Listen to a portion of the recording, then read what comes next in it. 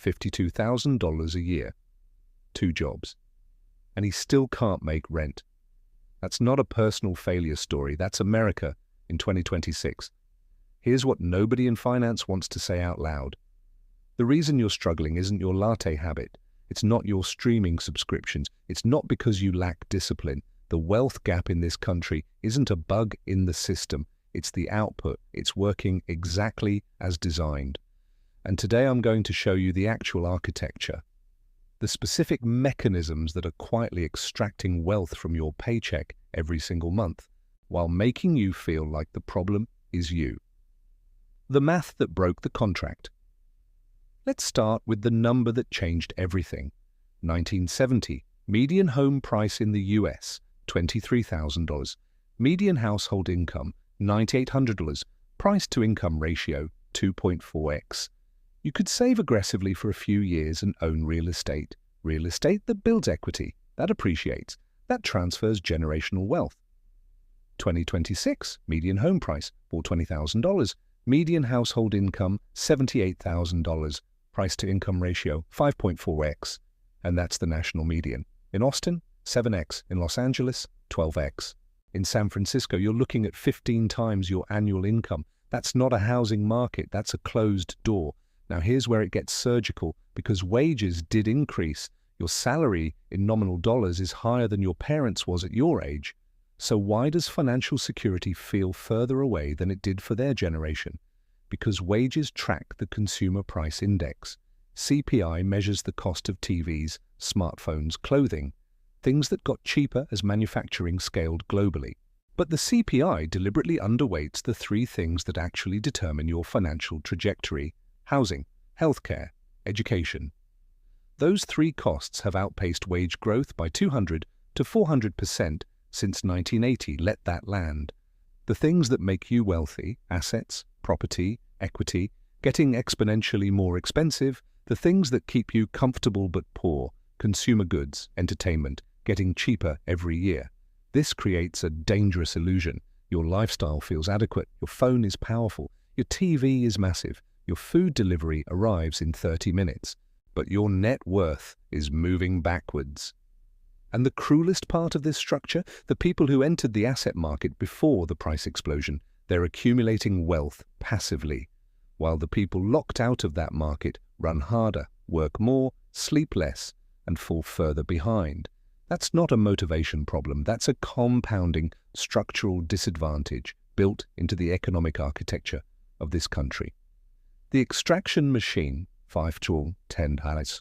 Okay, so the macro is broken, but let's talk about what's happening at the micro level, because this is where it gets deliberately engineered. There are industries in this country whose entire business model depends on one thing: keeping you in a perpetual state of almost okay, not broke enough to panic, not stable enough to build, just liquid enough to keep spending. Start with lifestyle inflation. You get a raise, you upgrade your apartment, you get a better job, you buy a newer car. This isn't irresponsibility, this is neuroscience. The human brain has a baseline adaptation mechanism. Whatever environment you normalize, you stop noticing. And every consumer algorithm on the planet is engineered to exploit that mechanism. Your Instagram feed knows your income bracket. Your TikTok algorithm tracks your purchase behavior. The ads you see aren't random. They are a precision system designed to keep your desires perpetually 15% ahead of your income.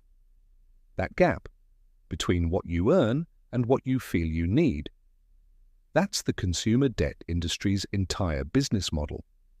Here are the numbers you need to understand. Total US credit card debt right now, $113 trillion. Average household balance, $6,500. Average interest rate, 22.8%. At minimum payments, a $6,500 balance takes 17 years to pay off and costs you nearly $9,000 in interest alone. $9,000 to borrow $6,500. The banks collected over $130 billion in credit card interest and fees last year. $130 billion extracted directly from working Americans. And here's the architecture behind it. Credit card companies do not want you to default. They don't want you to pay off your balance either. They want you in the middle, carrying a balance just large enough to generate maximum interest, just small enough that you never fully break. They have behavioral economists, psychologists, data scientists, entire departments dedicated to finding the exact number that keeps you profitable without pushing you to default. The minimum payment feature, engineered to feel responsible while maximizing long-term interest extraction. The credit limit increase reward, behavioral conditioning to associate debt capacity with achievement, the no interest for 12 months offer, exploits the human tendency to heavily discount future costs.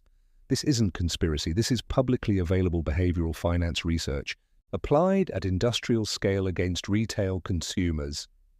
Against you. Financial nihilism. The logical trap. Something is happening in this country that the financial establishment doesn't want to talk about. A growing segment of millennials and Gen Z have done the math. And they've reached a rational conclusion. The traditional wealth-building playbook is broken for their generation. Save for a down payment on a house they'll never afford. Max out a 401k that may not sustain 30 years of retirement in an era of 3% growth. Sacrifice their 20s and 30s for a financial security that the data suggests isn't coming. Or spend on experiences, live now, opt out of the rat race entirely. This is called financial nihilism. And intellectually, I get it completely. When the math genuinely doesn't work, choosing present experience over future impossibility isn't irrational. It's a coherent response to a broken system. But here's the hard truth. Financial nihilism doesn't disrupt the machine. It is the machine's preferred outcome. When you stop accumulating assets, you don't exit the economic system. You become its most efficient revenue source. Every dollar you spend on subscriptions flows to the balance sheet of a tech conglomerate. Every night you order delivery instead of cooking enriches a private equity firm that owns the delivery platform. Every month you rent instead of own builds equity for an institutional investor that bought your building in 2019. Opting out doesn't mean you stop playing, it means you stop keeping score, while the other side never stops.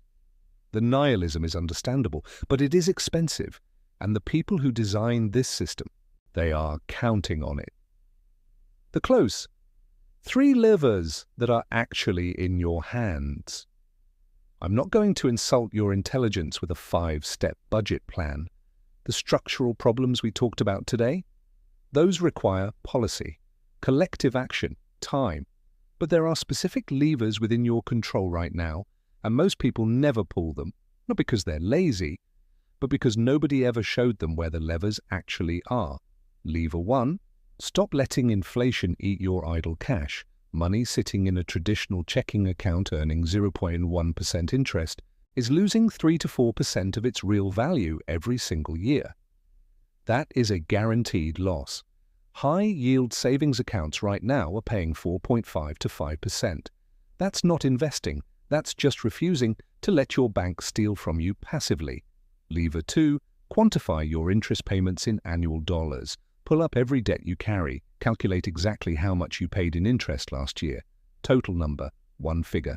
Most people have never done this. The psychology of monthly minimums keeps the real cost invisible. When you see that you paid $1,800 last year to borrow money you already spent, the abstraction disappears. That number becomes a target. Lever 3. Audit your aspiration sources. This one sounds philosophical. It is actually the highest leverage financial move you can make. The primary driver of lifestyle inflation isn't weakness, it's ambient comparison. Your phone delivers thousands of aspiration signals per day, each one calibrated to make your current life feel insufficient.